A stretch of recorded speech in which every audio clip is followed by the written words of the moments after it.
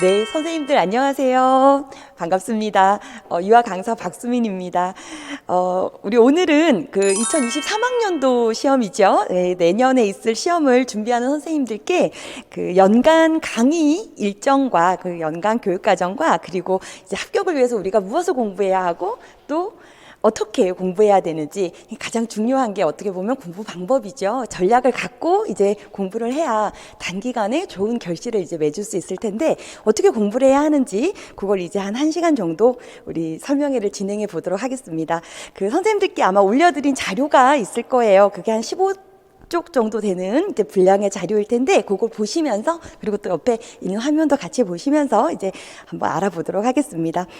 일단 먼저 선생님들 공립교사가 되고자 이렇게 도전하시는 거 진심으로 응원드리고 사실은 우리 유아교육을 전공한 후에 여러 가지 진로 어떤 방향이 있지만 공립교사가 되셔서 이제 교육 현장에서 아이들과 이렇게 좀 안정적인 그런 환경 내에서 이렇게 교사 생활을 좀 해보시고 그리고 이제 그런 현장 경력을 또 토대로 여러 가지 우리 선생님들 꿈을 더 키워나가시면 이제 가장 좋지 않을까 하는 생각이 들고요. 인원이 줄어들고 뭐 이런 여러 가지 걱정들이 또 있으신 것 같아요. 그런데 사실은 꿈이 있으시면 그죠? 이걸 이루겠다라는 어떤 그런 좀 다부진 의지가 있으시면 그 인원을 전혀 뽑지 않는 것이 아니기 때문에 충분히 선생님들이 이뤄낼 수 있을 거라고 저는 생각을 하고요. 그래서 도전하시기를 당연히 제 주변에 누가 유아교육을 전공해서 졸업을 한다 그럼 저는 무조건 공립교사 시험을 바로 시작을 해서 도전을 해서 합격을 해야 한다라고 이제 말을 많이 하거든요. 그래서 우리 선생님들도 지금 가지신 마음을 이제 굳건히 하셔서 최선을 다하는 그런 1년을 보내셔서 좋은 결과 있으시길 응원드립니다. 자, 일단 우리 첫 번째 자료를 좀 넘겨볼까요? 이제 시험이 무엇인지부터 좀 알아봐야 할 것 같아요. 얘가 넘어가나요? 네. 좋아요. 일단 우리 시험은 1차와 2차로 나눠서 진행이 되죠. 물론 이제 시험에 응시하려면 그 유치원 정교사 2급 이상 그죠 자격과 그다음 한국사 능력 검정 시험에서 또 3급 이상의 자격을 선생님들이 갖고 계셔야 하는 걸 아마 알고 계실 것 같아요. 그래서 한국사 공부는 또 미리 이렇게 하셔서 자격을 취득하시기도 하고 1, 2월에 또 이렇게 공부하셔서 2월에 있는 시험에 또 응시하시는 분들도 많이 계시더라고요. 그래서 그 자격을 가지고 그다음에 이제 1차 시험과 2차 시험으로 이렇게 진행되는데 사실상 우리가 이제 1차 시험 공부를 하면서 그죠 실력을 많이 다지면 그것이 이제 토대가 돼서 2차 시험도 준비가 이제 자연히 이렇게 된다라고 또 생각하시면 돼요. 그래서 1차와 2차가 분리된 것이 아니다라는 그런 생각을 하시면 될 것 같고요. 자, 1차 시험 과목을 보면 교직 논술과 교육과정 이렇게 되어 있습니다. 그래서 교직 논술은 20점 배점이고 교육과정은 80점 배점 이렇게 나오죠. 그래서 총 100점 만점에 우리 선생님들이 이제 합격선 안에 이제 들어가면 되는 거죠. 그래서 논술 같은 경우는 지금 문항이 한 문항이고 20점 이렇게 되어 있는데 이제 20점 100점짜리 문제 하나를 주고 이제 우리 선생님들께서 그걸 논술형 이렇게 줄글로 되어 있는 답안지에 이제 그 해당되는 답을 풀어서 서술하는 시험이 이제 교직 논술입니다. 그래서 교육과정은 80점 이렇게 되어 있는데 16문항 이렇게 되어 있죠. 그래서 거기 아래에 아주 작은 글씨로 보면 유치원 이제 교직 논술이 이제 1차 시험 1교시고 2교시 3교시가 유치원 교육과정 A형 그리고 B형 이렇게 나눠서 이렇게 두 개로 그죠 구분이 되어 있는데 뭐 특별한 기준이 있는 것은 아니고 이 16문제 자체를 8문제 8문제로 나눠서 쉬는 시간 중간에 한번 갖고 이렇게 시험을 본다 생각하시면 돼요. 근데 이제 16문제인데 80점으로 배점이 되어 있죠. 그러니까 한 문제당 5점의 그런 점수가 이제 부여가 되는 것인데, 이제 여기서 말하는 이제 이 16문제는 큰 대문항이 되는 거고요. 그 하나의 문제 아래에 소문항이 한 4개에서 5개 정도씩 이렇게 포함되어 있어요. 그래서 우리 선생님들은 소문항을 이제 문제 수로 이제 계산을 하면 보통 한 소문항이 1점 배점이다라고 생각하셔서 이제 80문제를 풀고 오시는 거죠. 그럼 이제 하나 틀리면 1점이 감점된다. 뭐 이 정도 생각하시면 일반적입니다. 그래서 80문제를 이제 교육과정 시험을 보고 점수가 이제 80점 만점으로 이렇게 배점이 되어 있다는 것을 알아두시면 되고요. 거기 옆에 보면 기입형, 서술형 이렇게 되어 있죠. 그래서 우리가 교육과정은 일단 교과 전문성, 우리 선생님들이 갖고 있는 교과 전문성을 이제 평가하겠다 이런 이제 취지로 시험을 보는데 단순 암기를 하고 기입하는 이런 문제들도 일부 있지만 계속 이제 선생님들의 어떤 그런 좀 고등사고력을 묻는 거죠. 분석하고 적용시키고 또 어떤 종합적으로 사고를 해서 진짜 문제 해결력을 갖고 있는지를 보기 위한 그런 문제들이 출제가 되고 있어요. 그래서 뭐 선생님들 출제 경향도 많이 바뀌었다 막 이러지만 사실은 출제 경향이 바뀌었다라기보다는 제대로 공부하면 그 시험 어떤 문제가 나오든 사실은 풀 수 있는 거거든요. 그래서 전공법을 쓰면 된다, 공부는. 그래서 어떤 걸 묻든 내가 서술할 수 있도록 공부를 해나가면 사실 시험의 어떤 그런 방향이 어떻게 달라지냐에 크게 상관없이 선생님들 다 이렇게 풀어낼 수 있거든요. 그래서 올해는 특히 뭐 서술형이 많았다 이러는데 열심히 훈련 이제 한 선생님들은 훈련된 대로 이제 그 서술형도 많아서 잘 쓸 수 있었다 또 이렇게 얘기도 많이들 이제 하십니다. 그래서 너무 걱정하지 않으셔도 되고 그때마다 해야 할 것들을 충실히 한다라는 마음이면 충분히 시작하는 데 있어서 좋은 그런 마음가짐을 갖고 계신 거고 서술형도 다 잘 풀어낼 수 있습니다. 자, 이렇게 해서 지금 교육과정이 이제 80점 배점인 것까지 확인을 했어요. 그래서 1차, 2차 이렇게 나눠서 우리가 지금 진행되는 시험에서 1차를 본 거예요. 이렇게 해서 1차 교과 어떤 지식을 바탕으로 2차는 이제 교육 현장에 들어가서 실제적으로 그 역량을 발휘할 수 있는지를 보기 위해서 수업 실현 그리고 면접 그리고 이제 교수학습 가정안 작성 이런 과목으로 지금 진행이 된다라고 나와 있죠. 그래서 2차 시험 같은 경우는 시도별로 조금 시험 보는 과목도 조금 다르고요. 시도별 자체 출제하는 지역도 있는가 하면 교육과정 평가원에서 이제 내는 문제를 이렇게 빌려와서 쓰는 시도도 있습니다. 그래서 1차 시험 주간 기간은 이제 한국교육과정 평가원이고요. 그리고 이제 2차는 시도별로 좀 다를 수 있다. 그래서 이제 선발 인원의 1.5배수를 1차에서 이제 이렇게 선발을 하고 그리고 이제 최종 2차에서 뽑기로 한 선발 인원만큼을 이제 최종 선발한다라고 보시면 되는데요. 강원도만 이제 2배수를 뽑아요. 그래서 최종 선발 인원이 30명이면 1차에서 45명을 선발을 하고 그리고 이제 2차에서 이제 30명을 추리는 것이고 이제 강원도 같은 경우는 60명을 1차에서 합격을 이제 하게끔 하고 그리고 이제 30명은 탈락, 30명은 합격 이런 식으로 이제 2배수를 1차에서 이제 선발을 하는 거죠. 좋아요. 이렇게 기본적인 시험에 어떤 그 과목 이런 거 알아봤고요. 우리가 이제 아까 1차 시험을 합격해야 이제 2차의 기회가 있고 또 1차 시험 공부를 잘 해놔야 사실은 2차 시험에서 그 힘을 발휘할 수 있는데 지금 저하고는 바로 1차 우리가 몇 점을 받아야 합격할 수 있는지를 좀 알아보려고 해요. 그래서 우리 선생님들 갖고 계신 자료 이쪽에는 아마 21학년도 그 지역별 경쟁률 이런 것이 아마 담겨 있을 거고요. 저하고는 그 3쪽 자료를 한번 보겠습니다.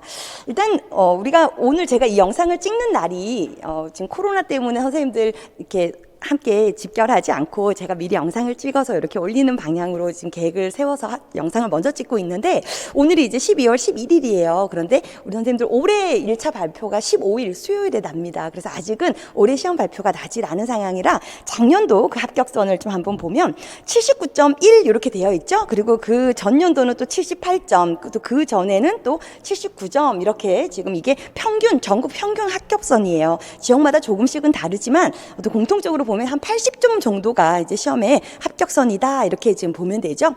그럼 100점 만점이었는데 그 중에서 80점 이상을 받으면 1차에서 합격을 하는 거네요. 그렇다면 이제 교육과정도 80점 모두 다 맞아야 하는 것이 아니고 그 중에서 그래도 한 5점에서 10점 정도는 감점이 돼도 된다라는 얘기가 되고요.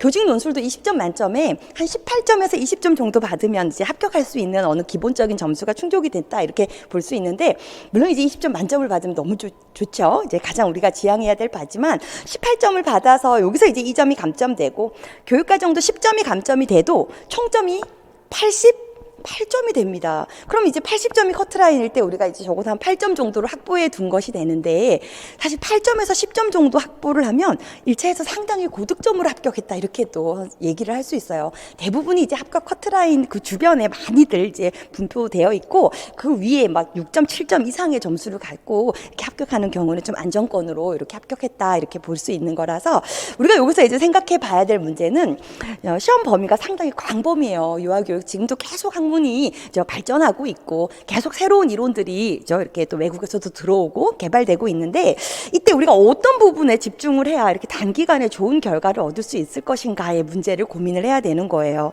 그래서 출제자가 이제 난이도를 조절하기 위해서 또 이렇게 만점자가 수록 나오면 안 되는 또 문제가 있죠. 왜냐하면 초등과의 어떤 그런 합격 선도 이제 일정하게 유지를 해줘야 하고 이런 여러 가지. 그래서 난이도를 이제 조정하기 위해서 내는 문제를 맞추기 위해서 여러 가지 영역을 그죠 이렇게 막 섭렵하려고 범위를 넓히면 중요한 것들 매년 출제되는 것들 이런 부분이 또 약해질 수 있고 그러다 보면 중심이 흔들려서 사실 좀 공부가 조금 오래 이어질 수가 있어요. 그래서 이 지금 우리가 한 10점 정도는 내가 틀려도 되는 점수구나라는 거 선생님들이 정확하게 이제 좀 요걸 인지를 하시고 공부를 하실 때 기출된 영역 항상 기출된 영역이 거의 80% 이상이 나온다고 보시면 돼요. 기출된 것을 중심으로 그 부분을 조금 더 심화 확장해서 공부하는 그런 좀 요령이 필요하고요. 그리고 요즘 최근 어떤 강조되는 교육의 흐름을 안고 이제 그 부분에서 선생님들이 중요한 것들을 다져야 이제 시험에 좀 성공적으로 이렇게 결승점에 도달할 수 있다라고 생각하시면 되죠. 그래서 선택과 집중이 중요하고 우선순위를 두고 공부를 해야 한다라는 얘기입니다. 그죠? 그래서 우리 선생님들 지금 이제 시작하는 지점이라서 어떤 것들을 봐야 하는지 이런 것들은 이제 강의가 진행되면서 강의에서 그저 다루는 내용들을 이제 집중적으로 선생님들이 따라오시면 되겠지만 그래도 이 시험이 만점을 받아야 통과하는 시험은 아니구나 이 생각은 그죠 여기서 할 수 있으면 좋겠네요. 자, 또 다음 장 한번 볼까요? 그럼 우리가 무슨 공부를 해야 하냐는 거죠. 공부 범위를 알아야 돼요. 어디까지 이제 공부해야 되는가? 그래서 여기 보면 이제 화면에 바퀴가 3개가 있는데 이제 첫 번째 유아교육 개론 바퀴 좀 먼저 볼까요? 자, 이게 이제 어떻게 보면 가장 기본적인 우리 유아교육의 뭐 사상이나 발달 심리 이런 부분을 다루는 거고요. 이제 1, 2월 달에 진행될 영역이에요. 그래서 거기에 보면 유아교육의 성격, 그리고 사상, 발달 이론, 놀이 이론, 그리고 교사론, 부모 교육론 이렇게 지금 안에 세부 영역이 나눠져 있죠. 그래서 여기서 유아교육의 성격은 뭐 우리 유아교육의 본질이라든지 뭐 아동 권리라든지 그리고 우리 복지 이런 부분을 다루는 파트고요. 사상은 이제 우리 선생님들 교육 사상가들을 중심으로 그들이 펼친 어떤 그 이론들을 우리가 공부를 하죠. 발달 심리는 가장 근간이 되는 우리 유아들의 어떤 그런 발달적 특징을 이제 선생님들이 공부할 수 있는 영역이고 이 발달 이론이 어떻게 보면 가장 여러 교과목을 공부할 때 토대가 된다고 보셔도 과언이 아니죠. 아주 중요합니다. 그죠? 그리고 이제 놀이 이론도 이제 계속 매년 1.2, 한 문제 5점 이상의 그런 출제가 되고 있는 부분이고 그리고 이제 교사론과 부모 교육 이런 부분은 논술에도 큰 영향을 미치는 그런 영역입니다. 그래서 1, 2월에 이렇게 좀 근간이 되는 부분을 잘 다진다라고 생각하시면 되고요. 자, 그다음에 이제 개정 누리과정 2019 개정 누리과정 관련 교과목을 또 우리가 섭렵을 해야 돼요. 이 부분이 사실 어떻게 보면 교육과정 시험에서 거의 한 80% 이상 여기에서 지금 출제가 된다고 보시면 돼요. 그래서 지금 영역은 신, 의사, 예자 이렇게 5개 영역으로 그죠 구분이 되어 있는데 얘를 이제 교과목으로 보면 요건 우리 개정 누리과정 안에 속해 있는 영역이고요. 통합 영역 이름이고 자, 신체 운동 건강 영역은 유아 동작 교육 그죠? 그리고 유아 건강 교육 그리고 유아 안전과 관련된 부분이 이 영역에 속합니다. 그 의사소통은 국어죠. 유아 언어 교육 부분이에요. 의사소통이 상당히 강조되면서 이제 문제도 거의 15점 정도가 계속 매년 지금 출제가 되고 있는 그런 부분이고요.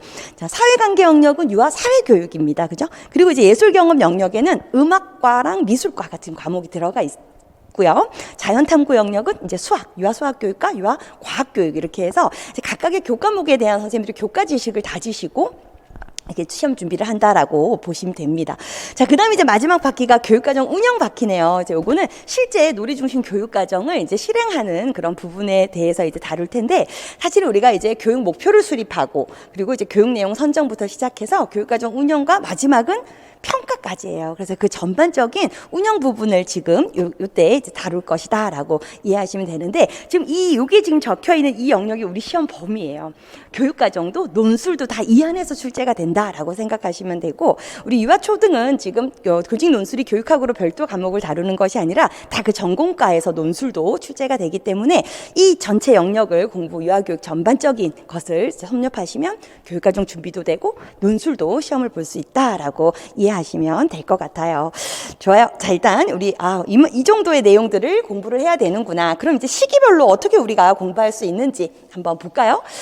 1, 2월은 아까 말씀드린 뭐 발달 이론, 발달 심리, 놀이, 그리고 뭐 교사론, 부모 교육론, 사상 이런 거 나오는 개론을 이제 다룰 거예요. 유아교육 개론. 그래서 이때 2019 개정 누리과정을 같이 시작을 하려고 그래요. 그래서 선생님들께서 이제 각각의 시기마다 이렇게 미리미리 해둬야지만 조금 뒤에 갔을 때 효율성을 발휘할 수 있는 것들을 앞당겨서 지금 진행을 할 예정인데, 개론 공부와 함께 개정 누리과정 해설서를 함께 이제 다루면서 미리 암기가 될 수 있도록 진행을 하려고 합니다. 자, 그리고 이제 3, 4, 5, 6 이렇게 지금 두 칸으로 나눠져 있지만, 이 3, 4, 5, 6이 누리과정이 아까 그 5개 영역 있었죠? 신의사, 예자, 그 교과목들을 지금 다 하나씩 다뤄야 되는 시기고요. 그리고 6월에 보면 운영편이 들어가 있어요. 우리 아까 교육과정 운영이죠. 그래서 목표 수립부터 평가까지 이 전반적인 것들을 다루는 것으로 해서 3, 4, 5, 6이 진행이 됩니다. 자, 그래서 이렇게 6월 말을 기점으로 7월부터는 사실 우리가 하반기 이렇게 얘기를 해요. 그래서 1월부터 6월에 이제 상반기, 그리고 7월부터 10월까지를 이제 하반기 막판 이제 다지고 이제 시험 준비를 마무리하는 시기로 볼 수 있는데, 7월부터는 이제 문제풀이로 이제 접어들어요. 그래서 1월부터 6월이 이론을 중심으로 선생님들께서 이해를 하고 암기를 하고, 그리고 이것에 대해서 꼼꼼히 이제 사유를 하셔서 생각을 많이 해야 돼요. 공부를 그냥 단순히 단편적으로 달달달 외운다고 되는 것이 아니고, 선생님들이 깊이 있게 생각하면서 이것을 이제 내 것으로 내면화를 시켜놔야 되죠. 자, 이렇게 내면화를 이제 1월에서 6월까지 이론반을 진행하면서 선생님들이 이론을 이제 이해를 해 두시면서 기출문제를 같이 이제 다루려고 그래요. 그래서 여기서 말하는 기출문제가 2013년부터 해서 최근 10년간이죠. 10년간 이 누리과정과 함께 시작된 이 시험에서 시험 출제된 문제들을 이제 영역별로 이제 때때마다 계속 기출문제를 같이 병행해 나가려고 합니다. 그럼 이제 1월부터 6월까지 시기를 보내고 나면 우리 선생님들이 시험 전 영역을 다 공부를 한 것이고, 기출문제도 다 선생님들이 공부를 한 상태가 되죠. 자, 그리고 이제 7월부터는 이제 제가 내는 문제를 선생님들이 영역별로 7, 8월은 이제 풀어보시고요. 그러면서 영역별 이론 정리를 다시 한번 해야 돼요. 핵심적인 것들을 집어야 되죠. 그리고 이제 9, 10월은 영역별이 아니라 동형 모의고사처럼 우리 아까 전에 1교시가 교직 논술이었고, 2교시가 교육과정 A해서 8문제, 그리고 또 3교시는 교육과정 B해서 또 8문제 이렇게 풀어나가는 그런 동형과 같은 그런 스타일로 이제 문제를 시험을 보시고 이제 실전 시험 준비를 완료한다라고 이해하시면 되겠습니다. 요거 이제 연간 흐름만 이렇게 진행된다는 걸 참고하시면 될 것 같고요. 이제 우린 교육과정도 80점 맞을 수 있도록 준비해야 되지만, 논술도 그죠 20점을 확보를 해야 돼요. 그래서 우리 다음에 논술을 좀 볼까요? 자, 논술은 그럼 언제부터 시작하냐? 논술은 4월 달부터 제가 이제 강의를 시작을 해요. 그래서 왜 1, 2, 3월 달부터 논술을 하지 않을까? 이제 그 부분에 대해서 말씀을 드리면, 사실은 아까 말씀드렸지만 교사론 부분, 그리고 부모 교육 부분, 우리 아까 1월, 2월 개론반에서 다루는 부분이었어요. 그리고 또 발달에 대한 이해, 이런 것들이 토대가 되어야 이 논술 시험을 볼 수가 있고, 또 개정 누리과정, 우리 놀이 중심으로 이번에 바뀐 개정 누리과정에 대한 또 탄탄한 어떤 기반이 있어야 이제 논술 문제를 풀 수 있는데, 처음부터 논술을 1월부터 같이 이제 진행하는 것에 비해서 1, 2, 3월 동안 다져야 될 것을 탄탄히 다지고 논술을 시작을 하면 훨씬 효율적이라는 거예요. 매우 효과적으로 선생님들이 이 1년의 시간을 잘 쓸 수 있다는 거죠. 그래서 4월부터 해도 절대로 늦지 않고요. 선생님들 충분히 만점 받을 수 있는 실력을 사실 다질 수가 있어요. 그래서 4월부터 이제 논술 시험이 논술 강의가 진행된다는 거 참고로 보시고, 지금 이제 답안 작성 용지가 과거에는 1200자 원고지 형식으로 해서 이 분량 제한이 있었어요. 그러다 보니 선생님들이 써야 할 말을 충분히 써내기보다는 그 1200자 안에 다듬어야 된다는 것 때문에 좀 훈련이 많이 필요하기도 했는데, 지금은 이것이 이렇게 노트처럼 이렇게 줄글로 되어 있는 답안지에 우리 선생님들이 분량 제한이 없이 문제에서 요구한 것을 이제 이렇게 담아내면 되는 그런 그 형식으로 바뀌었어요. 그래서 너무 이렇게 글을 어떻게 다듬어야 되고 이런 부분들은 이제 기본적으로 문제에서 요구한 내용을 담는 중심으로 선생님들이 풀어나가시면 되는 거라 훨씬 더 준비도 좀 수월해졌다고 봐도 과언이 아니고요. 또 이제 문제 내는 그 출제 범위 영역도 보면 이제 최근 현장에서 강조되고 있는 것들, 놀이 중심 교육, 우리 작년에 기출된 것도 보면 만들어가는 교육과정, 그리고 놀이 중심 교육과정 이 부분 출제되고, 또 교원 학습 공동체에서 기대 효과 이런 것들을 냈어요. 근데 이것들이 지금 가장 이슈가 되고 있고 현장에서 가장 가장 많이 활성화되고 있는 또 내용이기도 하죠. 그래서 이런 것들을 반영해서 우리가 이제 논술 시험 준비를 하면 되겠습니다. 그래서 강의를 이제 보면 크게 기초반과 실전반으로 나눠서 운영이 돼요. 그래서 4월부터 시작을 해서 4, 5월 2달 8주죠. 8주간은 이제 기초반이라고 해서 그동안 출제된 기출 문제를 중심으로 우리가 어떻게 서론, 본론, 결론을 이제 만들어야 하고 또 내용은 어떻게 담아내야 하는지 이런 것들을 이제 배우는 시간을 가져볼 거예요. 그래서 2013년부터 이제 작년까지 출제된 기출 문제들을 다룰 텐데 연도로는 10년이지만 우리가 13년에 출시가 있었고 19년에 출시가 있었어요. 그래서 이제 문제는 12문제가 될 거예요. 그래서 기초반에서는 12편의 그런 논술 문제로 우리가 이제 훈련을 하는 거죠. 자, 그런 다음에 이제 6월부터 7월 이 2달 동안 이것도 또 8주예요. 이 기간 동안은 이제 제가 출제한 예상 문제로 이제 논술 쓰는 방식을 다 익혀놨기 때문에 그죠. 이제는 또 새로운 어떤 주제별 문제를 선생님들이 접하면서 이제 실전력을 이제 키우는데 이때도 이제 8주 진행하면서 이제 주 1회씩 이제 시험을 보고 이제 해설 강의를 듣고 이런 방식으로 진행이 될 텐데 그리고 논술 첨삭 자료를 바탕으로 바르게 쓴 글, 또 고쳐야 할 글 이런 것들을 이제 보게 될 텐데 제가 아마 과제를 한 3편에서 4편 정도 아마 드릴 거예요. 그러면 이 시기에도 우리 선생님들이 한 12편 정도의 그런 논술을 또 풀게 되죠. 문제를 접하게 됩니다. 자, 그리고 나서는 이제 8월이 비네요. 그리고 9, 10월 모의고사 반에 들어가면 우리 9, 10월 모의고사는 실전과 똑같은 동형 그죠 문제로 접근한다 그랬죠. 그래서 1교시가 교직 논술이었어요. 그래서 그때 또 이제 선생님들이 교직 논술 문제를 이제 풀게 되는데 이제 내년에 모의고사가 7회로 진행이 될 예정이에요. 그러면 지금 4월부터 시작해서 시험 보러 가기 전까지 우리 선생님들이 한 30편의 논술 문제를 풀고 시험을 보러 가게 되는 거예요. 그래서 어떤 선생님들이 사실은 열심히 그 딱 시기마다 제가 이제 때때마다 강의하면서 선생님들에게 시간표까지 짜드리거든요. 근데 이제 자신의 일정에 맞게 이걸 조정을 하셔야 하지만 그 시간표에 따라서 그 시간에 최선을 다할 그런 마음가짐만 선생님들이 가지시면 이 논술도 충분히 20점 만점 받을 수 있게 준비를 할 수 있습니다. 여기까지가 지금 제가 이제 1차 그 시험 준비를 위한 연간 강의 일정을 말씀을 드린 거예요. 그래서 우리 자료를 보면 이제 6쪽, 7쪽, 8쪽, 9쪽에 그 연간 일정이 아마 담겨 있을 거예요.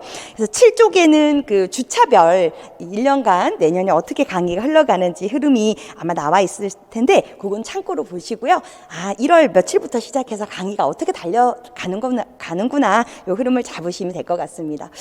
좋아요. 그럼 우리 이제는 공부 방법에 대해서 좀 알아보러 가려고 합니다. 제일 중요한 부분이죠. 근데 이제 공부 방법 들어가기 전에 우리 지금까지 뭐 했죠, 선생님들?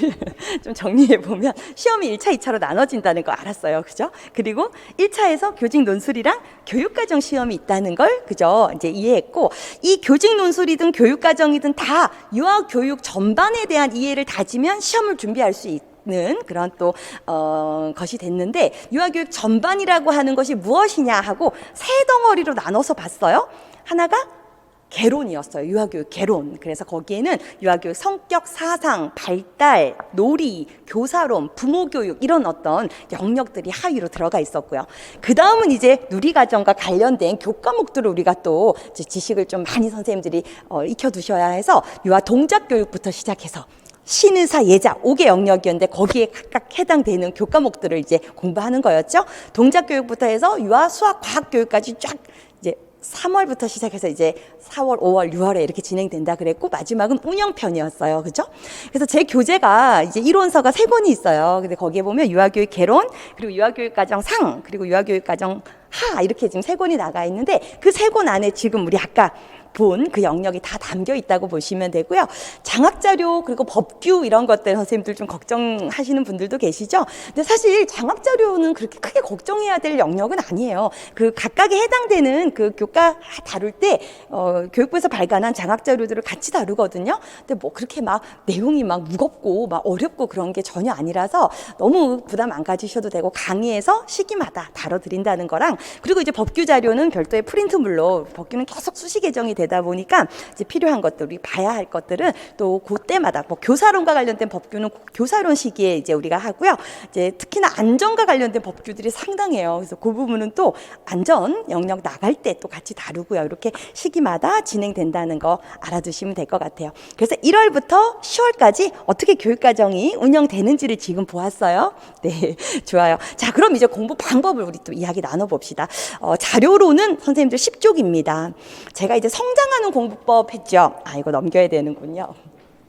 성장하는 공부법 그랬는데 사실은 공부 방법을 찾느라 1월, 2월을 허비했다. 1월, 2월을 그냥 이제 열심히만 하면 되는 줄 알았는데 하고 나니까 공부 방법을 뭔가 바꿔야 될 것 같다라고 하는 또 선생님들도 계시고요. 상반기 동안은 1월부터 6월까지는 못 모르고 많이 읽었다. 책을 많이 읽으면 되겠지 하는 마음으로 읽었는데 지금 하반기가 돼서 암기를 하려고 하니까 나 늦었구나 하는 생각이 든다라고 하는 선생님들도 계세요. 그래서 이 전략을 갖고 선생님들이 공부를 해나가는 것이 그만큼 중요하고 단순 읽기만 하는 공부는 사실 효율성이 높지 않을 거라는 건 우리 다 알고 있을 거예요. 그렇죠? 그래서 이제는 사실 옛날에는 제가 강의를 시작하고 한 2년 정도, 3년 정도 됐을 때는 우리 선생님들께서 초반부터 암기하는 것에 대해서 상당히 부담을 갖고 저에게 또 많이 물어보시기도 했거든요. 하반기가 되면 지친다는 거예요. 지금부터 암기를 하면. 그래서 제가 지치기를 왜 지치냐 이렇게도 말을 했어요. 지금 암기를 안 하면 강의를 왜 듣는 것이며 이 시간은 도대체 뭘 하려고 이해를 한대요.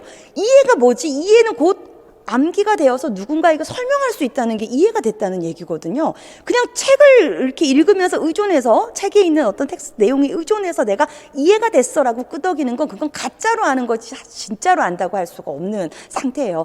진짜로 안다는 건 책을 덮어놓고 아무것도 없을 때 누군가에게 내가 이해해 놓은 지식을 말로 풀어낼 수 있는 거, 그게 내가 진짜로 아는 거고, 그런 능력이 있어야 시험장에 가서 실력으로 그게 나타난다는 거예요. 그래서 1월부터 사실 암기가 바로 일어나야 돼요. 조금 이따 우리가 또 제가 암기에 대해서 이야기를 말씀을 드릴 텐데 어찌됐건 공부 방법이 중요하다는 거죠. 그럼 이제 우리가 어떻게 공부를 해야 하냐? 전공법을 써야 한다. 제대로 이해하고 탄탄히 암기해야 한다. 그래야 시험 볼 수 있는 실력이 갖춰진다. 이 말씀 드리고 싶은 건데, 우리 그 포스트잇 좀 여기 먼저 볼까요? 포스트잇이 자료에는 없죠. 예, 여기 화면에 보면 앞서가는 방법의 비밀은 시작하는 것이다. 이렇게 제가 해놨는데 앞서는 것, 뭐 다른 사람보다 앞서는 것, 물론 이 시험은 다른 사람과 경쟁이 아닙니다. 자기 자신과의 경쟁이에요. 선생님들이 왜 공부하는가에 대한 좀 그런 근원적인 질문에 대한 자신만의 답이 있어야 해요. 선생님 이거 왜 공부하냐? 좋은 편안한 공립교사가 되어서 방학도 즐기고 여러 가지 어떤 복지 혜택도 누리고, 그렇죠. 안정적이죠. 그거 무시할 수 없어요. 그죠? 근데 나 이거 공부 왜 하지? 전문성을 갖춘 정말 훌륭한 교사가 되기 위함이 아닐까. 그죠? 선생님들 나름대로 정말 왜 내가 이 공부를 하는지에 대한 답은 갖고 계셔야 하고요. 그리고 그 공부, 왜 내가 그 공부를 하는지에 대한 그 물음에 대한 어떤 좀 뭐라고 표현해야 되죠? 내용을 채우려면 어떻게 나 자신과 싸워 나가야 하는지에 대한 좀 나름대로의 좀 전략과 계획이 필요합니다. 그래서 여기서 앞서가는 것의 비밀은 시작이다 그랬는데 시작을 해야죠. 빠르게. 계속 머뭇거려서는 그 어떤 내가 원하는 것이 나에게로 오진 않아요. 그죠? 빠르게 시작을 해야 하고, 그럼 시작은 어떻게 해야 되냐? 시작은 제가 거기 두 번째 포스트잇에 또 비밀이라고 하고 다 공개하죠. 복잡하고 아주 많은 공부를, 어떻게 보면 사람들마다 다 다르지만 쭉 해야 될 책을 열어보시고 와 이렇게 많이 해야 돼? 하고 숨이 막히시는 분이 계실 수도 있고, 이 정도는 할 수 있겠어 하는 분이 계실 수도 있어요. 우리 다 다르죠.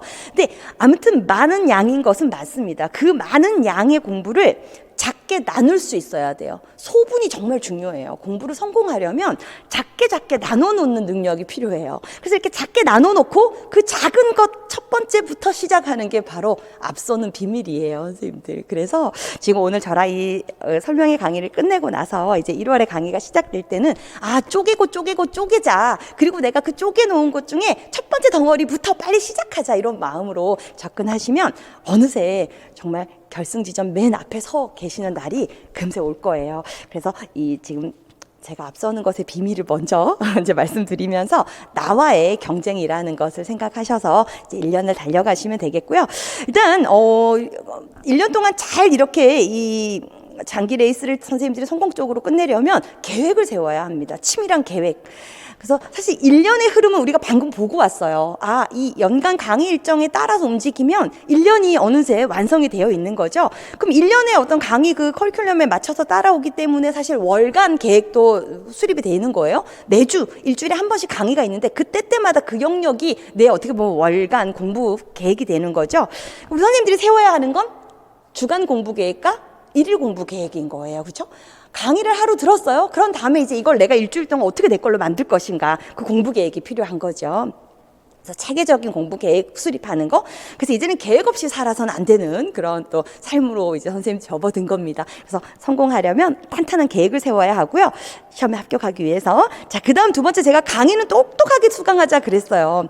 우리가 보통 이제 강의를 들을 때 강의를 들으면 이제 공부가 되는 거라고 생각하는 또 착각을 하기도 하고요. 그냥 들으면 되지 뭐. 귀로 들으면 돼. 이렇게 생각을 하고 또 강의 시간에 임하기도 해요. 근데 사실, 이렇게 우리가 이제 들어서 이렇게 어떤 청각을 통해서 들어오는 이 정보는 금세 소실이 돼버리고 선생님께 되지 않는 그런 또 좀 리스크가 크죠.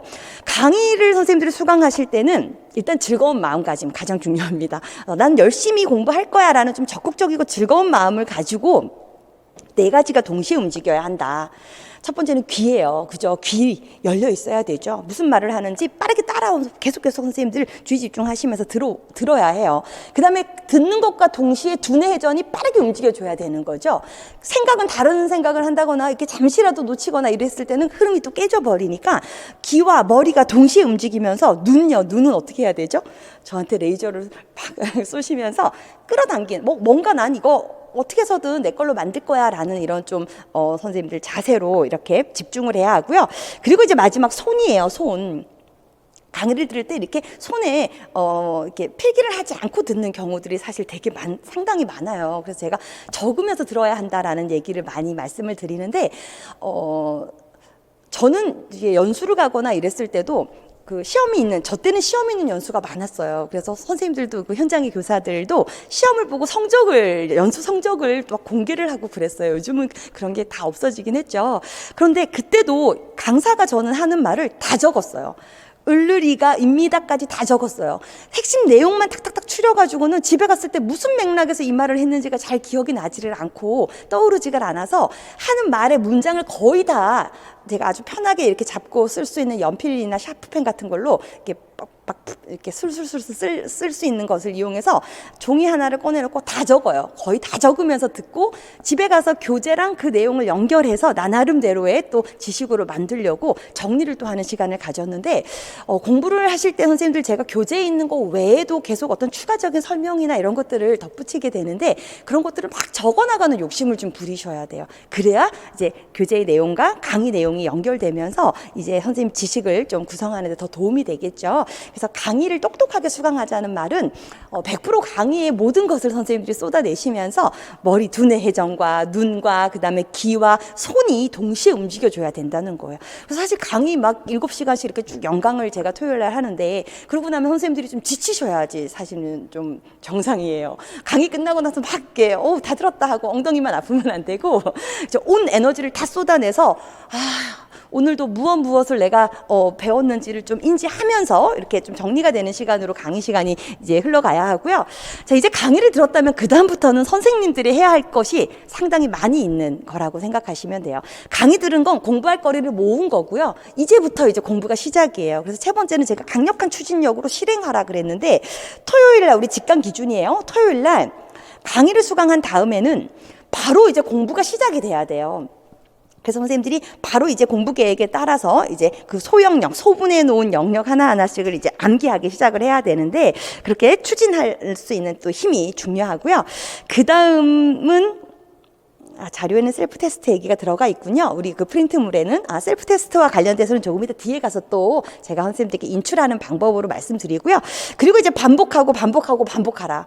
반복이 사실 정말 중요해요. 그래서 시험에 합격하기 위해서는 이제 계속 지속적으로 인출해 나가는 노력을 하셔야 하고 궁극적으로는 우리가 10월 말에 가서는 단시간에 이 전 영역이 빠르게 인출되는 것을 목표로 가야 해요. 그래서 인출도 여러 번 하다 보면 속도가 상당히 이제 줄어들면서 자동화되어 버리거든요. 그걸 이제 목표로 삼으시고 A 영역을 공부했어요. 그리고 B 영역으로 넘어가야 되는데 A를 다시 점검해야 하고요. 또 A 영역 공부하고 B 영역 공부 다 했어요. 암기가 다 됐다는 얘기예요. C 영역 새로 들어가기 전에 다시 또 A 영역을 확인하셔야 되고 계속 이렇게 쪼개놓은 것들을 겹쳐서 선생님들이 재인출해 나가는 과정을 밟으면 그게 탄탄하게 내 장기 메모리로 들어가 버리거든요. 그랬을 때 사실 소실되지 않는 정보를 내가 갖고 있을 수 있는 게 되고 1월에 그렇게 반복을 해놨다 하더라도 3월, 4월, 5월에 이것을 또 계속 반복시키지 않으면 새로운 공부를 하는 그런 또 느낌을 받게 돼요. 그래서 수시로 계속 엎쳐서 반복시켜 나가는 그런 공부법을 써야 한다는 거. 그래서 제가 이제 뭐 2월 정도에 강의하면서 1월에 공부했던 것을 하고 있는지 점검하고 그럴 텐데 선생님들은 매 시간 이 앞부분이 이렇게 잘 엎쳐질 수 있도록 이렇게 공부 계획을 세워서 우리가 실행을 해 나가야 합니다. 그래서 반복이 중요하다는 거 체크하시고 이제 저하고 이제 요거는 아마 그 자료에는 없고요. 제가 선생님들께 이제 강의를 수강하고 나면 일주일 동안 해야 할 일이 명확하게 정해졌습니다라고 이제 말씀을 드릴 수 있어요. 그렇죠. 토요일 날 뭐 직강 강의에 참여하시거나 인강으로 수강하시거나 강의를 들은 그 영역 그만큼 범위가 내가 일주일 동안 내 것으로 만들어야 할 그 공부 범위가 됩니다. 그렇죠. 그래서 공부 범위가 정해지고 나면 이제 이것을 잘 쪼개서 선생님들이 계속 이렇게 내 것으로 이해하고 암기하고 이 과정을 지금 반복하셔야 되는데 사실 우리가 암기야 그러면 이제 암기에 대해서 좀 상당히 좀 부정적이고 좀 이렇게 수동적인 또 이런 인상을 갖고 있는 경우들이 있어요. 암기한다고 안 돼 이렇게 또 얘기하기도 하죠. 근데 모든 선발 시험의 최종의 끝은 암기가 되어야 합격을 할 수가 있어요. 그래서 암기는 절대로 공부하는 데 있어서의 좀 어떻게 보면 이렇게 좀 뭐라고 표현해야 돼요? 이게 좀 똑똑하지 못한 방법? 그것이 아니라 궁극적으로는 암기를 해야 되는데 전략을 갖고 암기를 해야 되는 거죠. 그냥 문장을 통째로 외우는 것이 아니라 글을 읽고 이해하고 거기에서 핵심 내용을 찾고 핵심 내용을 암기한 후에 그것을 다시 나의 언어로 풀어낼 수 있는 그런 암기를 해야 되는 거죠. 그래서 이 암기가 바로 선생님들을 합격으로 이끌어줄 수 있는 아주 유일한 공부 방법이 될 것이고 결과를 바꾸어내는 그런 힘을 갖고 있다라는 걸 생각하시면서 일단 이론을 이제 강의를 수강하시면서 이해를 해요. 그런 다음에 암기를 해야 되죠. 그래서 제가 해야 될 저의 몫은 뭐냐. 우리 선생님들이 이해할 수 있게 쉽게 설명하고 강의를 듣고 나면 내가 무엇을 암기해야 되는 거구나 라고 이 암기해야 될 거리가 잡히게끔 제가 강의를 해야 돼요. 그러고 나면 선생님들이 오늘 강의를 들으니까 이해가 됐고 이 안에서 내가 일주일 동안 공부해야 될 게 무엇이구나가 확실해지면 그 다음부터 선생님들이 실행하셔야 되는 거죠. 암기를 이제 하기 위한 이해를 조금 다시 한번 다지고 암기를 또 해나갈 수 있도록 선생님들이 일주일을 보내셔야 되죠. 그게 바로 내면화예요. 내 걸 만드는 거죠. 숙성시켜 놓으셔야 돼요. 잘 이해해서 내 걸로 만들어요. 자, 그러고 나면 이제 그 주에 그 영역 기출문제를 한번 풀어봅니다. 이 영역에서 내가 이 공부를 했는데 이렇게 문제가 나왔었구나. 기출문제를 풀면서 이제 감각을 조금 익히고 또 기출문제도 내 걸로 암기가 되어야 되는. 그래서 그게 1월에서 6월 이제 합격이 결정되는 시간이다. 제가 이렇게 말을 했는데 봄에 밭을 갈아놓지 않으면 가을에 수확할 게 없죠. 정말 1월부터 6월은 제가 이제 미리 시작하는 지금 이렇게 시작 지점에서 선생님들 강조 드리고 싶은 건 1월, 6월이 정말 중요하다는 거. 그래서 6월 말에는 어느 정도 시험 준비가 다 되었다라는 그런 좀 마음이 들 정도로 선생님들 공부를 해 놓으셔야 하고요. 그럼 7, 8, 9, 15 뭐 하는 시간이에요? 실력을 쌓는 시간이 아니라 점검하는 시간이에요. 하반기는 내가 그동안 쌓은 실력을 점검해서 보완할 것들을 채워나가야지 그때 막 암기를 시작해서 실력을 갖겠다라고 하면 조금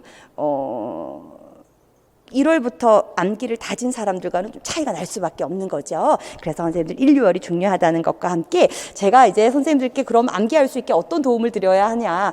사실 제 가장 큰 숙제이기도 하고 매년 제가 이제 고민하는 또 부분이기도 해요. 그래서 우리 자료 11쪽을 보시면 일단 강의에서 지금 거기 강의에서 제공되는 자료가 3가지 정도 예시가 지금 담겨 있는데, 물론 이제 교재에 없는 새로운 추가된 이론들이 아마 프린트물로 나갈 거예요. 그런데 이제 공부 지원을 위해서 이제 제공해 드리는 자료는 일단 영역별 인출 점검표라는 게 메뉴에 있죠. 그래서 제가 아까 공부를 잘하려면 공부해야 될 범위를 소분해야 된다 그랬어요. 그래서 한 영역을 작게 나눠서 몇 개의 덩어리로 선생님들이 갖고 계실 텐데, 그 작은 덩어리를 계속 반복 인출을 해야 돼요. 그래서 거기 보면 1부터 10까지 이렇게 횟수가 적혀 있죠.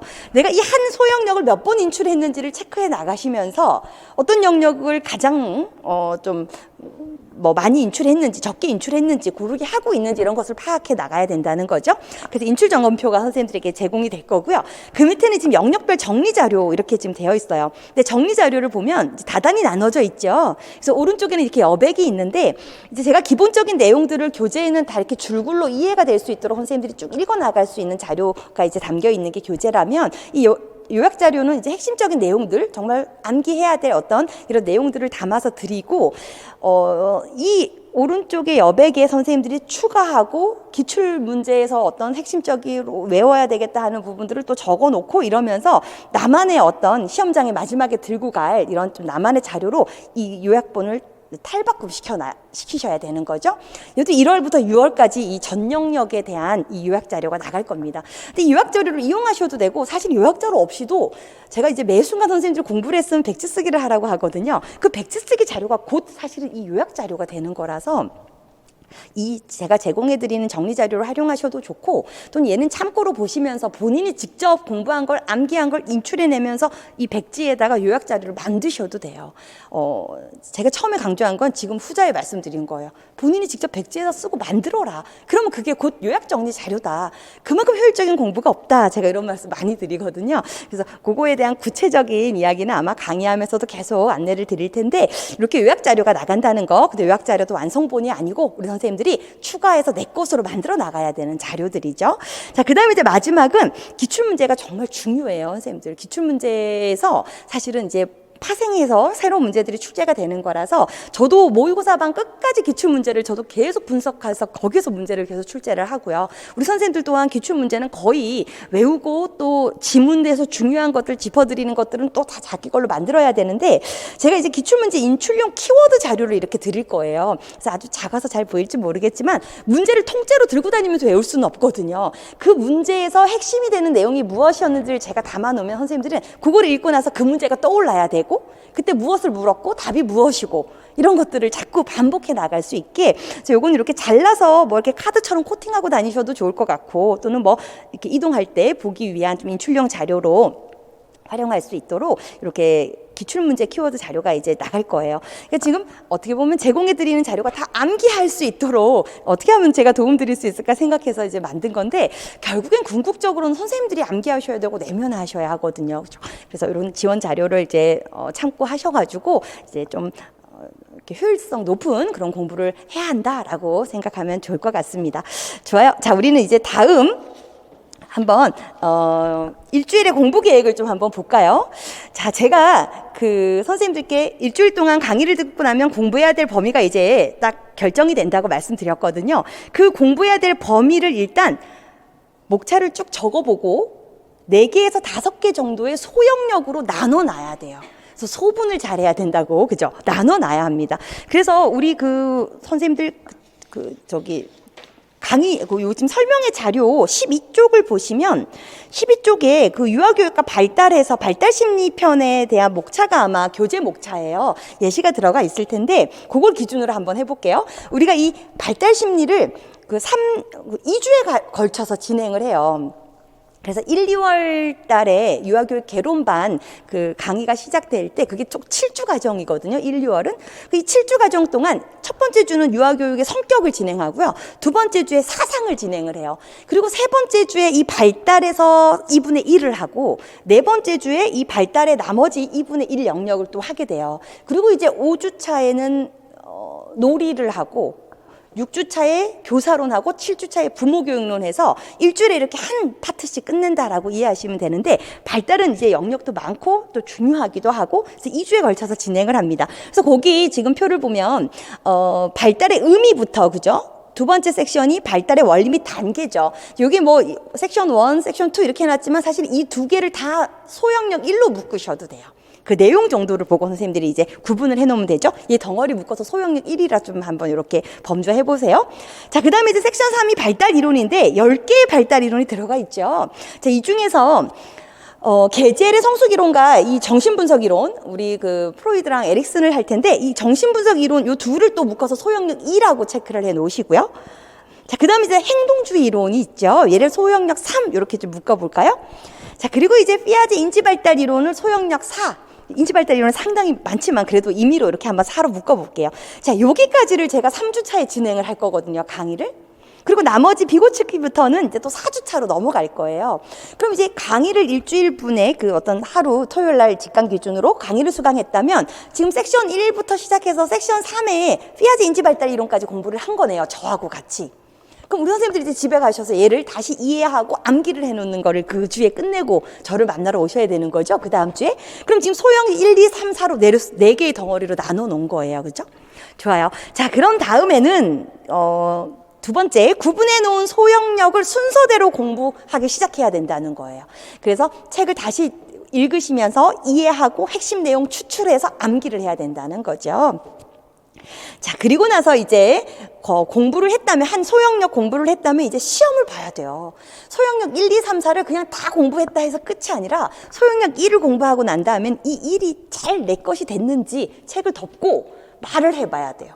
또는 백지에다가 내용을 써보셔야 돼요. 그래서 백지 쓰기랑 설명하기, 스피치 테스트, 이 둘이 우리 선생님들의 그 진짜 공부예요.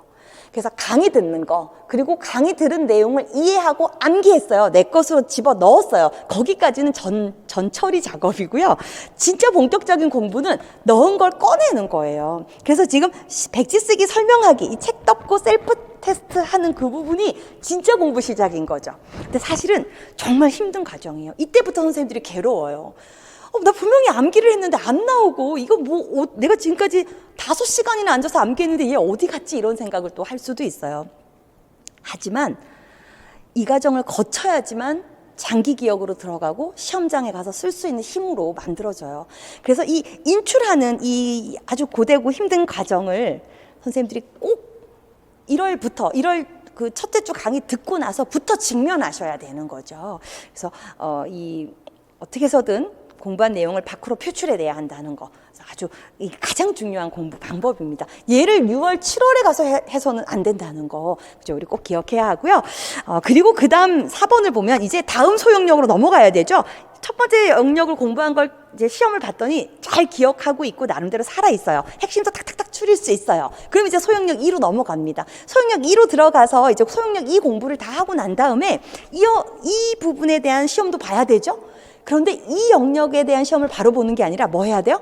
소형력 1에 대한 시험을 또 보셔야 돼요. 그럼 지금 내가 소형력 1을 공부해 놓고 2에 대한 것을 또 암기를 했단 말이에요. 새로운 정보가 들어와서 약간의 어떤 그런 또 간섭이 일어났어요. 그때도 내가 2를 인출할 수 있는 걸 확인하셔야 돼요. 근데 조금 잊어버릴 수 있어요. 근데 그 조금 잊어버린 게 진짜 중요해요. 그걸 경험하셔야 되는 거죠. 그래서 다시 약간의 그 간격을 두고 다시 꺼냈을 때 그 꺼내는 과정에서 겪는 어려움 있죠? 그게 선생님들의 기억을 더 아주 확고하고 오랫동안 붙잡아 놓는 과정이라는 걸 명심하셔서 이를 다시 꺼내는 시간을 보내셔야 되죠. 그럼 이를 다시 꺼내고 잊어버린 부분이 있어요. 암기를 또 보완을 해요. 자, 그런 다음에는 그럼 1이 조금 다시 또 재암기가 됐어요. 그런 다음에 이제 2 시험을 봐야 돼요. 2는 내가 아까 공부했는데 또 그거 시험을 보면서 제대로 살아있는지 확인을 해야 되죠. 잊어버렸겠죠. 다시 재암기를 해야 돼요. 자, 그럼 이제 1과 2가 다 잡힌 것 같아요. 한 손에 잡히는 느낌이 들어야 돼요. 자, 이제 소형력 3으로 들어가요. 소형력 3 공부 다 하고 나서 이제 뭐 해야 돼요? 1을 또 시험 보셔야 돼요. 처음엔 이렇게 계속 작게 시험을 보시고 인출을 해야 나중에는 한 3, 4일이 지나서 이것을 꺼내도 인출이 될 수 있는 어떤 수준으로 도달할 수가 있어요. 그래서 첫 주에 공부를 한 부분, 토요일 날 강의를 수강하고 그 수강한 내용에 대해서는 소형력으로 나눠 놓은 것을 이렇게 계속 작게 인출하면서 공부를 해야 한다라는 거죠. 그래서 제가 그 옆에 주간 공부 계획을 이제 적어 놨는데, 우리 선생님들 자료로는 위에 있네요. 자, 여기를 보면 일단 토요일이 우리 직강 기준, 그죠? 강의 날이에요. 그래서 오전부터 시작해서 아마 오후 한 5시, 5시 반 이때까지 아마 강의가 진행이 될 거예요. 자, 이렇게 강의를 쭉 듣고 나면 강의 들을 때 아까 뭐가 4가지가 동시에였는데, 그죠? 눈과 귀와 손과 머리가 동시에 움직이면서 아주 즐겁게 강의를 들어야 돼요. 저도 정말 즐겁게 강의를 하려고 노력할 것이고, 우리 선생님들이 공부가 이렇게 재밌었나? 이렇게 즐거웠나? 하는 생각이 들 수 있게 토요일 날 이제 강의를 끝내고 나면 이제부터는 뭐예요, 선생님들? 이제 4시간. 마이 타임이에요. 공부를 시작하자. 자, 이제 공부해야 될 영역이 정해졌으니 목차를 쫙 만들어 보고 나서 이제 소분을 해야 돼요. 그죠? 묶어요. 그래서 지금 야간 시간에 바로 제가 소영역 1 암기를 넣어놨어요. 강의 들었다 그래서 퇴근하는 기분으로 선생님들 집에 가서 쉬시면 안 되고 빠르게 해놓고 미리미리 해놓고 그리고 이제 중간중간에 쉬는 시간을 조금 갖는 게 더 좋습니다. 그래서 소실되지 않게 바로 공부 시작이에요. 소영역 1 암기하고 자, 그 다음 일요일이면 오전은 휴식했지만 얘도 사실 공부하셔도 너무 좋죠. 자, 어찌됐건 소형력 2 바로 암기 들어가요. 그리고 이제 야간에 소형력 3 이런 식인데 지금 제가 여기 표에는 소형력 1, 2, 3, 4, 5까지인가요? 1, 2, 3, 4 이렇게 해놨지만 3을 야간 시간이 2시간밖에 안 되니까 그 다음 날도 또 3이라고 해놨네요. 자, 그런데 이거 지금 제목은 이렇게 소형력 1, 2, 3, 4지만 사이사이에 다 뭐 있었어요? 시험이 계속 있었어요. 우리 선생님들 나름대로 계속 쪼개서 시험을 봐야 되는 거예요. 근데 지금 아까 저하고 발달심리 부분에 임의로 소형력 1을 잡았는데 이 소형력 1 이거 정해진 거 없어요. 나는 이거 소형력 1 이거 난 넓어 그러면 그걸 또 쪼갤 수도 있어요. 나는 이번 주에 공부한 걸 소형력을 10개로 쪼개 놓을래. 그럼 10개로 쪼갤 수 있는 거죠. 그래서 그 양을 정하셔야 돼요. 내가 어느 정도 공부하고 테스트했을 때 내 기억이 잘 살아났는지에 대한 것은 개인마다 다 다르기 때문에 그 양을 잘 가늠하셔서 이렇게 일주일 동안 공부해야 될 것들을 안배를 해야 되는 거죠. 자, 그러면 제가 그 시간대를 지금 나눠놨어요. 토요일, 월, 화, 수, 목, 금 해놓고 지금 아침, 오전, 점심, 오후, 저녁, 야간 이렇게 지금 하루가 시간이 이렇게 쪼개져 있죠. 그래서 우리 선생님들이 조금 이따 뒤에 우리 일일 시간표에도 나오지만 하루를 구조화해 놓으셔야 돼요. 아침에 눈을 떠서 몇 시부터 몇 시까지는 무슨 아침 시간, 그 다음부터 오전 시간 이렇게 탁탁탁 구분을 해놓고 자, 아침 시간에는 보면 항상 8시부터라고 했습니다. 그죠? 이건 임의로 만든 시간이니까 선생님들 조정하시면서 8시부터 9시까지는 개정 누리과정 공부를 매일 한다라고 생각하시고 아예 픽스 고정을 시켜 놓는 거예요. 그래서 얘는 우리가 이제 개정 누리과정은 선생님들 거의 걸어다니는 놀이중심 교육과정이다라고 할 만큼 숙지를 하고 시험장에 가야 해요. 고시문 암기는 당연하고요. 그 아래 해설 내용도 우리가 이제 하나하나씩 공부하면서 내 것으로 만들어 나가는데 그 부분을 이제 매일 1시간씩 하는 거죠. 얘는 10월 시험 보기 전까지 계속 고정이에요. 시간은 1시간에서 40분으로 줄 수는 있겠지만 어찌됐건 항상 이 시간은 내가 개정 누리과정을 펼친다. 자, 그 다음에 이제 오전 시간이 9시부터 12시까지로 잡혀있으니까 이거 3시간이네요. 이 3시간 동안 공부해야 될 그 내용을 집어넣고요.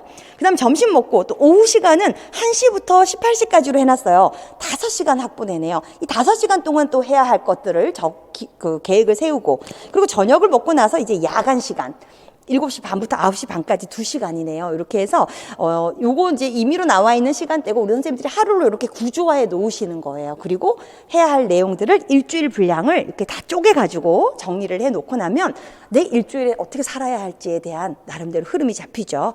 그래서 그 오전 시간에 보면 제가 지난주 영역 복습 1, 2, 3, 4 이렇게 집어넣어 놨죠. 지난주 영역 복습이라는 건 우리가 이제 1주차 공부를 하고 2주차, 3주차 이렇게 진행이 되면 앞선 내용들이 계속 쌓이게 되죠. 그 부분을 계속 다시 인출을 하는 과정을 거쳐야 하기 때문에 이렇게 여기서 말하는 지난주 영역이 앞서 해놓은 공부 영역이라고 이해하시면 됩니다. 그래서 얼마나 작게 데려와서 인출하는가가 이제 이 공부 성공의 관건이라는 걸 알아두시면서 이렇게 자꾸 샌드위치에 막 우리가 햄도 넣고 치즈도 넣고 양상추도 넣고 토마토도 넣고 한 것처럼 이렇게 자꾸 사이사이 계속 쪼개 넣으셔야 돼요. 그러면서 이제 이번 주에 해야 될 공부를 주 영역으로 삼아서 이제 완전하게 내 걸로 만든다 생각하시면 되죠. 자, 그리고 금요일쯤에 보면 영역별 기출 문제를 풀기가 이렇게 제가 적어놨을 거예요. 그래서 우리가 이제 발달 심리를 공부했으면 발달 심리에 해당하는 기출 문제를 제가 선생님들께 드릴 거예요. 프린트물로 이제 그 영역별 문제죠. 그럼 걔를 이제 한번 공부를 다 한 다음에 풀어보는 거예요. 풀리는지, 그죠? 내가 답을 잘 풀었을 수 있는지. 그래서 못 쓸 수도 있죠. 당연히 누가 처음부터 잘합니까? 어떻게 해야 돼요? 걔를 다시 내 걸로 암기하는 거예요. 그래서 그 금요일 날 야간 시간에는 지금 보면 오후 시간에는 그 기출문제 해설 강의 올려드리는 것을 좀 수강을 하고 중요 내용 파악한 후에 내용 암기가 들어가 있죠. 이렇게 해서 내용을 암기하면서 또 그 다음 주 영역을 또 한번 이렇게 읽어보고 목차 정도를 잡아보는 식의 예습을 좀 하고 강의를 수강하면 더 잘 이해가 되겠죠. 그래서 이게 전반적인 그런 주간 공부 계획이라는 걸 참고하시고요. 저 다음에 우리 지금 넘겨보시면 아마 일일 공부 계획이 나올 거예요. 자, 그래서 일일 계획을 보면 일단 시간표 좀 밑에 있는 거 먼저 볼까요? 6시 반부터 시작해서 7시 반까지는 뭐 기상, 씻기, 뭐 스트레칭, 식사 뭐 이렇게 해놨는데 여기서 이제 핵심은 하루를 구조해 놨다는 거예요. 하루를 이렇게 쪼개서 시간대별로 구조화를 해야 하고요. 해야 할 일은 아주 구체적으로 적어 놓으셔야 돼요. 전 여기에 보면 공부 장소로 이동했는데 뭐 개인 독서실을 다닐 수도 있고 집에서 공부할 수도 있고 뭐 여러 가지겠지만 이동 중에도 인출을 해야 돼요. 이동 중에도 내가 그 시간에 무엇인가를 이제 암기한 걸 꺼내는 거죠. 책도 필요 없어요. 내 머릿속에서 나오는 거니까 그냥 어떤 부분을 내가 다 끝까지 다시 말로 설명해 보겠다. 그래서 입만 옹옹 하면 되는 거죠. 머릿속으로 정리하면서. 그래서 인출할 거를 적어 놓고. 자, 그리고 도착하자마자 우리 항상 개정 누리 과정을 내가 만약 공부한다. 그럼 그 시간 1시간 확보해서 암기하고 백지 쓰고 반복해야 되죠. 그리고 이제 오전 3시간 오전 공부 1 해놨는데 이 부분에도 우리 선생님들이 계획에는 아주 구체적으로 들어가야 되는 거죠. 우리 아까 발달 심리였으면 발달의 원리, 발달의 개념 이렇게 구체적인 그 명을 적어 놓는 거죠. 자, 그리고 공부했다면 이해했다면 바로 암기돼야 되고 암기됐다면 이거 시험 봐야 돼요. 진짜 공부는 백지 쓰기부터 시작인 거예요. 그렇죠? 전처리 작업 다 해서 넣어놓고 그 다음은 꺼내야 됩니다. 그죠? 자, 그리고 저녁 먹고 또 이제 공부 3 해서 야간 공부가 시작이 되네요. 자, 그리고 이제 모두 끝내고 집으로 이동할 때 또 이동 중에 인출할 내용, 의아제 부분을 나 인출하겠다. 그럼 이렇게 또 구체적으로 적어놓고 인출을 하는 거죠. 그리고 다음날 공부 계획을 점검하고 이제 취침을 한다라고 생각하시면 될 것 같아요. 그래서 하루를 이렇게 시간대별로 구조화하고 그 정해놓은 시간만큼 해야 할 수 있는 그 범위를 구체적으로 적고 그 다음부터는 이제 암기와 함께 인출하는 작업이 시작이 되는 겁니다. 그래서 거기 우리 시간표 있는 그 시계에 있는 것을 한번 보면 하루에 내가 공부할 수 있는 시간이 얼만큼인지를 선생님들 파악하셔야 돼요. 그래서 온종일 공부를 할 수 있는 여건인 선생님들도 우리 계시고요. 또 여러 가지 학부 병행이든 일일 병행, 파트타임으로 일일 병행하시는 분도 계실 수 있고 육아를 또 하시면서 공부하시는 분들도 계시고 사정이 다 다르기 때문에 여러 가지 일을 동시에 하시면서도 내가 임용 공부를 할 수 있는 시간이 하루에 6시간인지 12시간인지 이걸 확보하셔야 돼요. 그래서 난 5시간밖에 안 되는데 부족할 것 같아요. 그렇지 않아요. 제가 봤을 때는 똑똑하게 공부 전략을 갖고 공부를 하시면 하루에 5시간 꾸준히 투자하면 이거 합격할 수 있어요. 그래서 하루에 무조건 12시간 공부 시간이 나와야 하는 건 아니에요. 다만 내가 일을 병행하거나 육아를 병행하거나 이랬을 때는 체력적으로 좀 지쳐서 내가 확보한 이 5시간이 온전히 질적으로 공부에 쓰이는가 그건 조금 또 다른 얘기긴 해요. 그래서 좀 이렇게 선생님들이 몸을 좀 만드셔서 내가 하기로 한 이 시간만큼은 정말 질적으로 효율적인 어떤 이런 암기와 인출이 될 수 있도록만 만드시면 충분히 공부할 수 있어요. 그래서 내가 하루에 투자할 수 있는 공부 시간을 뽑는 게 제일 중요하고요. 거기에 걸맞게 이제 계획이 만들어져야 되죠. 자, 그다음 두 번째 공부할 때 에너지 전환 이렇게 제가 해놨죠. 공부할 때 공부만 핸드폰을 꺼놓고 정말 공부할 때는 오로지 책과 내가 싸운다고 생각하셔야 돼요. 그래서 사실 이 핸드폰이 우리 공부 집중력을 상당히 떨어뜨리는 또 하나의 요인이에요. 그래서 특별한 사정이 있을 수도 있지만 그래도 공부 시간을 좀 주변에 알리고 오프를 하고 오로지 공부에만 좀 집중하는 공부 태도나 이런 집중력 이런 데에 큰 영향을 미친다는 거죠. 자, 그리고 이제 자투리 시간의 중요성 그랬습니다. 자, 우리가 빨리 합격하고 빨리 이 임용고사에 통과하기 위해서 우리 선생님들이 이거 목표를 세웠다면 다른 일을 다 이렇게 좀 제쳐두시고 조금 이렇게 절제력을 발휘하셔서 하루 종일 임용 생각만 하고 사는 좀 삶을 살 필요가 있어요. 그래서 제가 임용의 생활화 이런 말을 하는데 눈 뜨고 잠잘 때까지 계속 머릿속에 무엇을 인출할지에 대한 임용 생각을 가지고 생활을 하는 거죠. 그런 것들이 누적이 돼서 성공이라는 결과를 가져오는 또 토대가 되기 때문에 선생님들이 머리 감을 때, 이동할 때 이런 시간을 모두 다 이렇게 임용 공부에 좀 투자한다라고 생각하시면 좋을 것 같아요. 그래서 보이는 곳에 잘 붙여놓고요. 공부해야 될 것들, 암기해야 될 것들. 그래서 수시로 눈 돌릴 때마다 이렇게 눈으로 이제 확인하면서 공부를 한다라고 해도 참 좋겠죠. 그래서 이 자투리 시간을 잘 써야 한다는 거. 자, 그리고 이제 손쪽지 활용법 이렇게 해놨는데, 요거 이제 인출을 하기 위해서 이게 키워드를 적어놓은 자료라고 보시면 돼요. 뭐 수첩이든 뭐 아니면 뭐 메모장이든 그 우리가 공부를 했다면 그 영역에 대한 목차가 만들어지잖아요. 세부 목차가 만들어지고 세부 목차마다 핵심적인 어떤 뭐 단어들이 추출될 수도 있고요. 핵심 내용들이 나올 수 있는데 그런 것들을 다 줄줄이 적어 놓는 것이 아니라 정말 내가 인출을 하기 위한 어떤 단서가 되는 것들만 모아놓고 걔를 보고 이제 내용들은 꺼내내는 거죠. 머릿속에 있는 걸. 이렇게 해서 자꾸 이 손쪽지를 이용해서 공부하는 훈련도 하면 매우 효과적으로 공부를 해낼 수 있습니다. 자, 그리고 말하면서 공부하기 제가 이렇게 해놨죠. 너무 중요해요. 누군가에게 설명하라. 그래서 우리 그 합격 뭐 수기 쓴 선생님들의 글에도 많이 나오고 그러는데 집에서도 작은 화이트보드를 사놓고 누군가에게 막 설명하듯이 공부를 했다고 하죠. 너무 좋은 공부 방법이에요. 그러니까 점수가 12점표 이렇게 높을 수밖에 없겠죠. 1차에서. 내가 알고 있는 걸 다시 확인하면서 누군가에게 설명하다 보면 그게 더 견고해지고 새롭게 뭔가 좀 변형된 문제에서도 그 내가 쌓아놓은 내면화해 놓은 지식이 활용이 돼서 나타나게 돼요. 그래서 무조건 그냥 계속 집어넣는 것이 아니라 꺼내는 게 진짜 공부인데 그 꺼내는 방법도 백지 쓰기 하는 방법도 효율적이고요. 누군가에게 말로 설명하면서 체계를 세워서 설명하는 방법도 매우 효과적이에요. 그래서 꼭 스피치 테스트를 선생님들이 활용하셔서 공부를 해 나가셔야 한다는 거죠. 좋아요. 인출하는 게 중요하다는 얘기는 계속 반복했으니까요. 넘어가 볼까요? 자, 벌써 마지막이군요.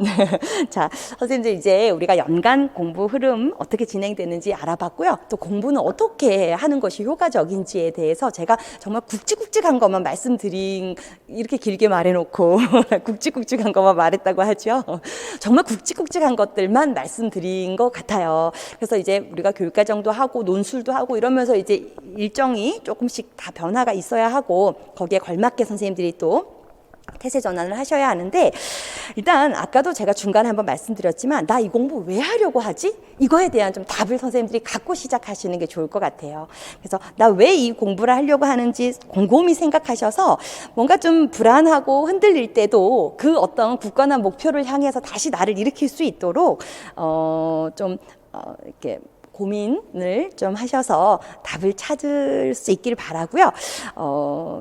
사실은 우리가 변화하려고 하는 것, 그러니까 이 공부를 통해서 선생님들이 아마 분명히 성장하실 거고 전문성을 갖추게 되실 거고 그럴 텐데, 내가 지금 A라는 상태에서 A-로 변하는 거잖아요. 이게 변하는 것의 핵심은 어떻게 바꾸지가 아니라 어떤 사람이 되지래요. 누구처럼 되고 싶은지, 어떤 사람이 되고 싶은지를 고민하시면 그거에 대한 좀 이런 바람직한 방향 설정이 이루어진다고 해요. 그래서 우리 선생님들 아마 현장에 있는 아이들에게 그죠? 도움이 되고 또 그 아이들을 멋진 성인으로 기를 수 있는 어떤 과정에 영향을 긍정적으로 미치는 그런 교사가 되기 위해서 아마 준비하시는 걸 거예요. 그래서 그런 것들을 좀 생각을 정리하셔서 어떤 사람이 되고 싶은지 그려놓고 그를 향해 계속 이렇게 자신을 수정해 나가는 그런 시간으로 채워나가시면 좋을 것 같고요.